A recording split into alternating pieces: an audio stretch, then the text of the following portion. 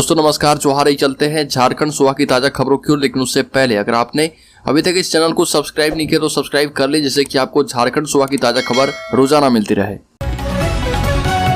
पहली बड़ी खबर, झारखंड के राज्यपाल का निवास स्थान राजभवन का उद्यान आम लोगों के लिए खुल रहा है। राजभवन प्रबंधन की ओर से इसकी आधिकारिक घोषणा कर दी गई है। राजभवन उद्यान 31 जनवरी से खुल रहा और यह 7 फरवरी तक खुला रहेगा। आम लोग सुबह 10 बजे से दोपहर 3 बजे तक उद्यान का आनंद ले सकते हैं। हालांकि उद्यान में प्रवेश दोपहर 1 बजे तक मिलेगा। उद्यान में प्रवेश राजभवन के गेट नंबर 2 से सुरक्षा जांच के बाद दिया जाएगा। राजभवन की ओर से जारी सूचना में कहा गया कि कोविड को ध्यान में रखते हुए पहचान पत्र को अनिवार्य कर दिया गया है और जो भी दर्शक राजभवन उद्यान घूमने आएंगे उन्हें अपने साथ किसी तरह का पहचान पत्र साथ रखना जरूरी होगा। श्री राम सेना के विराट हिंदू महासम्मेलन में राष्ट्रवादी प्रखर वक्ता पुष्पेंद्र कुलश्रेष्ठ पहुंचे और उन्होंने कहा कि सब कुछ कीजिए पर राष्ट्र धर्म से समझौता मत कीजिए, क्योंकि राष्ट्र से बड़ा कोई भी नहीं है। इसलिए राष्ट्र को बचाना है तो सच बोलना होगा। देश का युवा सत्य को समझने लगा है। ये भी कहा कि सत्ता एवं कुर्सी के लालच में सनातन से विश्वासघात करने वाले चवन्नी छाप नेताओं और दलालों की झूठ की दुकान अब बंद होनी चाहिए। ऐसे नेताओं में सच बोलने की हिम्मत नहीं होती है और इसलिए दलालों को नहीं बल्कि बहादुर लोगों को चुनिए। राज्य में आम बजट 1 फरवरी को होगा पेश। शिक्षा मंत्री जगन्नाथ महतो ने झारखंड के लिए विशेष पैकेज की मांग की। केंद्रीय वित्त मंत्री 1 फरवरी को आम बजट संसद में पेश करने वाले हैं और इससे पहले बिहार के साथ ही झारखंड के लिए भी विशेष पैकेज की मांग की जा रही है। और इसी कड़ी में झारखंड मुक्ति मोर्चा कोटे के शिक्षा एवं मद्य निषेध विभाग के मंत्री जगन्नाथ महतो ने केंद्रीय वित्त मंत्री निर्मला सीतारमण को आम बजट पेश करने के लिए अग्रिम बधाई दी और इसके साथ ही साथ मांग रखी है कि झारखंड राज्य को विशेष पैकेज प्रदान करे ताकि राज्य का समुचित विकास हो सके। मंत्री ने भाजपा विधायक सीपी सिंह की बयान पर भी पलटवार करते हुए कहा कि केंद्र सरकार जब पैसे की आवश्यकता होती है तब नहीं देती है बल्कि बाद में पैसे देती है।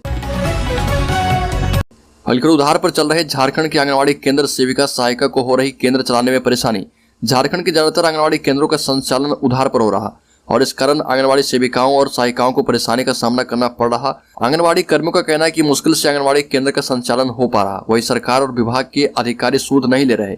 आंगनबाड़ी केंद्रों पर काम करने वाली सेविकाओं और सहायिकाओं ने बताया कि राज्य सरकार ने अतिरिक्त मानदेय की मांग तो पूरी कर दी, लेकिन केंद्र सरकार ने जिस तरह से आंगनबाड़ी केंद्र की सेविका और सहायिकाओं को अपने काम की ऑनलाइन जानकारी देने की बात कही है, वो संभव नहीं हो पा रहा। राज्य के पीडीएस डीलरों ने अनुकंपा नियुक्ति में 60 वर्ष की बाध्यता खत्म करने की मांग की।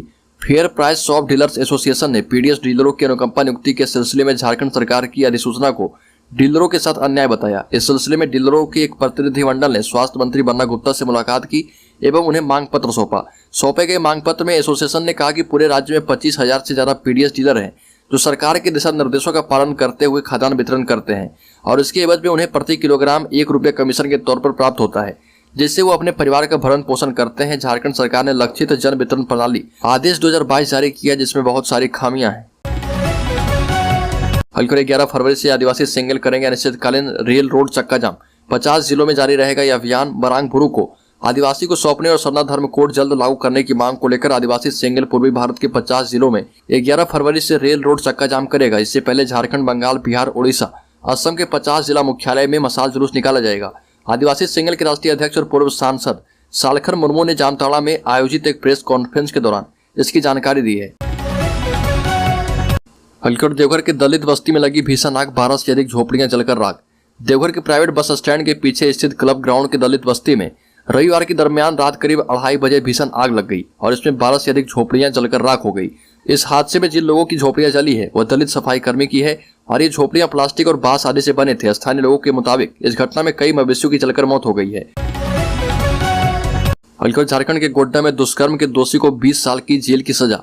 कोर्ट ने लगाया 1 लाख रुपए का जुर्माना। गोड्डा जिला एवं सत्र न्यायाधीश तृतीय जनार्दन सिंह की कोर्ट ने दुष्कर्म के मामले में दोषी अजीत कुमार शाह को 20 साल की सजा सुनाई और कोर्ट ने 1 लाख रुपए का जुर्माना लगाया। दोषी अजीत कुमार शाह ललमटिया थाना क्षेत्र के ललमटिया का रहने वाला है और पीड़िता के पिता ने मामला दर्ज कराते हुए कहा था कि उनकी पुत्री घर से शौच के लिए निकली थी और गायब हो गई और उन्होंने 2 बच्चों के पिता अजीत कुमार शाह पर पुत्री को शादी की नियत से भगाने का आरोप लगाया था। जांच में ये मामला सही पाया गया और सुनवाई के बाद कोर्ट ने आरोपी को दोषी करार देते हुए सजा सुनाई है।